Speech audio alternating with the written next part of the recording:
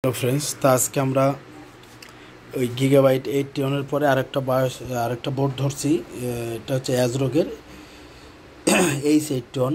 এটা একটা 4th জেনারেশনের একটা মাদারবোর্ড।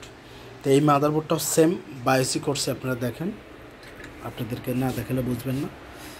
এই যে আমরা যে বায়োস করছি এখানে, এই যে বায়োস, এই দেখেন সাইডগুলো পুড়ে গেছে আর কি।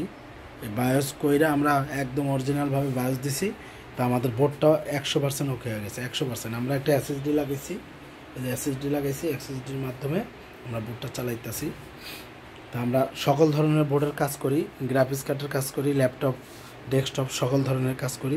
তো আমাদের কাছে কিন্তু ওই 15টা বোর্ড, হেনেও আছে 10টা, হেনে আছে এখন 4টে ছিল, একটা নিচ্ছি নিয়ে কাজ করলাম। তা আমাদের অ্যাজরোগের এই বোর্ডটা হয়ে গেছে। এটা 81 বোর্ড। তা এটাও আমরা 100% রিপেয়ার করছি। তা এই বোর্ডটারই একই প্রবলেম, পাওয়ার এসে অফ হয়ে যেত। তো আমরা বায়োসটাই করছি।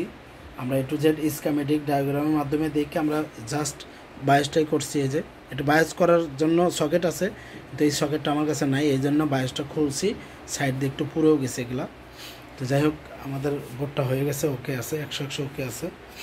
তা এরকম বোর্ড রিপেয়ার করতে চাইলে সরাসরি আমাদের সাথে যোগাযোগ করবেন।